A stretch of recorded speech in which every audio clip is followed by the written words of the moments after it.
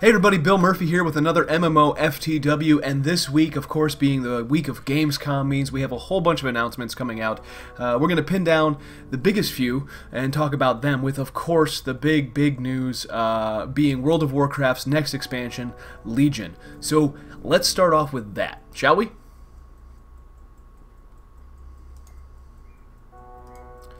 So Legion's coming out sometime in the one day, maybe? I don't know. Who knows when Legion's coming out? They didn't announce a release date, so all we can do at this point is speculate that maybe it'll be out before the end of the year.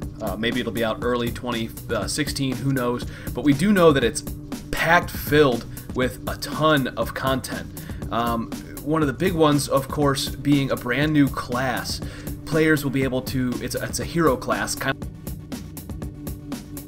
the Demon Hunter. Just like Illidan, you'll unleash the demon within as an all-new melee hero class gifted with preternatural mobility and the ability to metamorphose into hellish new forms. There's a tank form and all this other cool stuff. They went over it.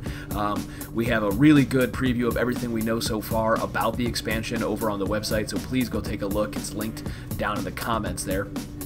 There's also going to be artifact weapons where every class and every type of class, you know, if you're a frost mage, a fire mage, or if you're a retribution paladin or a protection warrior, every class is going to have their own artifact weapon, and it's tied to the lore of the game, the past of Warcraft and the past of World of Warcraft, and you'll level up this weapon.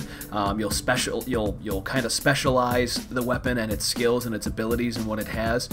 It's kind of like almost like an alternate advancement for your character, so that'll be really cool. There's a whole new continent, the Broken Isles, which we haven't seen since Warcraft 3. You'll get to see the lost Night Elf civilization. You'll confront twisted fragments of the Emerald Nightmare and hunt agents of the Legion. That's right, the Burning Legion is back in all these new zones. And the level cap along with that is raised to 110, which is pretty interesting, but of course we kind of expected.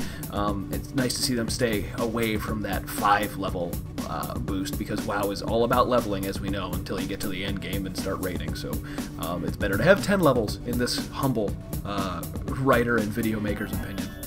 There's also a brand new PvP honor system where you'll get a range of PvP specific powers that you'll be able to use in factions against the opposing faction in arenas and the battlegrounds. So again, head over to Susie's feature and read all about that. And of course, there are the order halls.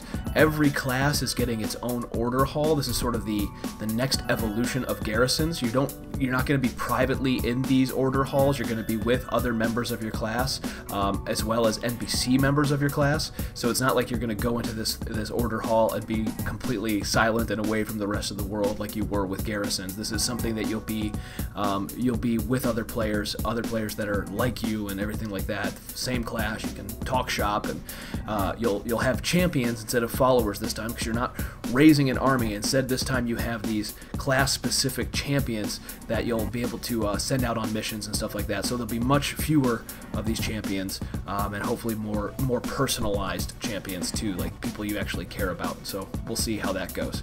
So that's it. Legion, it's coming out, who knows when, hopefully before the end of the year, because we all know with the drop of about 5 million subscribers, WoW could use a boost in subscriptions. And personally, my own opinion, I'm actually looking forward to this. I always look forward to new WoW expansions. It's kind of a revolving door game for me now. A new expansion comes out, I play it for a couple months, and I put it down and maybe come back when new patches come out. And that's how I like to play WoW, and I am okay with that. It's been 10 years, and the fact that it can still bring me back and buy these expansions to see the new content is a marvelous thing, I think. And I don't think there's any shame at all for Blizzard to be thinking about free-to-play. I really think they should think about free-to-play, but I guess that's a whole other story for another day. And moving on to other news this week, we learned that Destiny is probably very likely coming to PC. The Bungie team out there in Seattle is hiring for specific PC testers and PC developers and things like that. So either Destiny 1.0 or maybe the Taken King or some sort of special collector's edition for PC is coming, who knows when. Or maybe, since we know that Destiny 2 is in the works, when Destiny comes out with a sequel, maybe that's when we'll see it on the PC.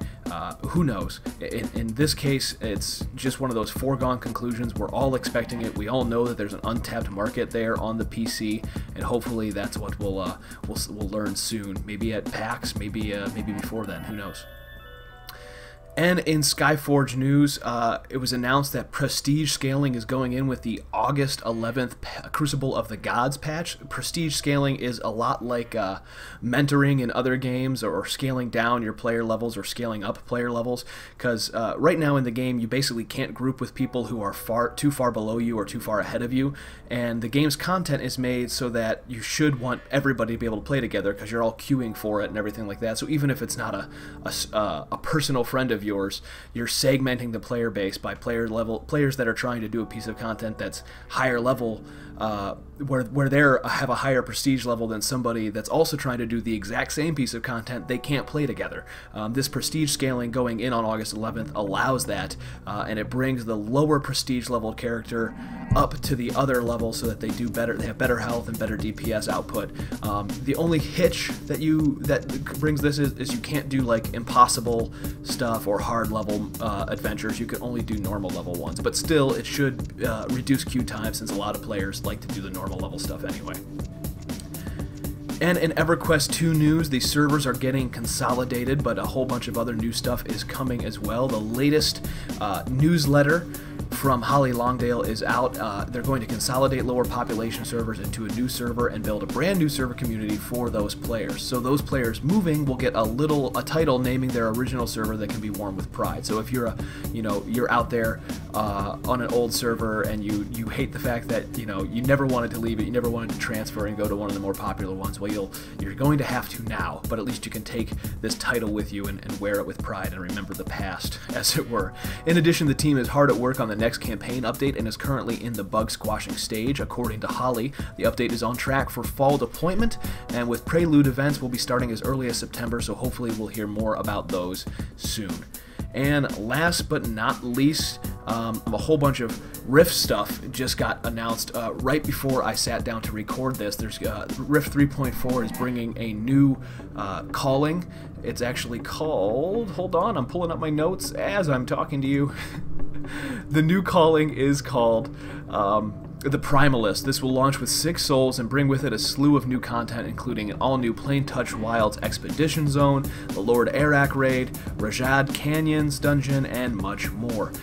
Also, we found out that ARK Age is getting its biggest update, called the Heroes Awaken, which will feature significant updates and add fresh content, a brand new hero system, updates to the guild progression system, housing upgrades, and a reborn Diamond Shore are just a tiny bit of what's coming with Heroes Awaken. And of course, Trove announced that they've got the fall update is on track, called the Shadow Tower, which will introduce an all-new class, the Lunar Lancer, and a whole bunch of endgame content as the game prepares to launch on Mac. And of course, what Trion update would be complete without a little news for Defiance? The brand new Defiance patch is going to add a new race of enemies called the Acidic Shrill, who inhabits Silicon Valley's Arc Falls.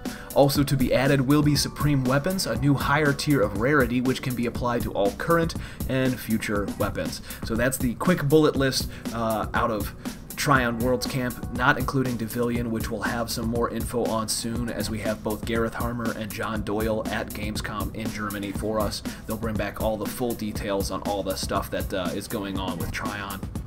And man, is that it? I don't know, I feel like I've been talking forever. Let's call this one a wrap. I'm going to Cedar Point for the weekend as of tomorrow, so if you watch this and it's Saturday and you feel like maybe I missed something from Friday, that's because I wasn't here Friday. So bonjour, enjoy, and yeah, have a great weekend, guys. Don't forget to follow us on Twitter, Twitch, YouTube, and Facebook at MMORPG.com without the dot, and you can find me on Twitter at TheBillMurphy. Have a good one.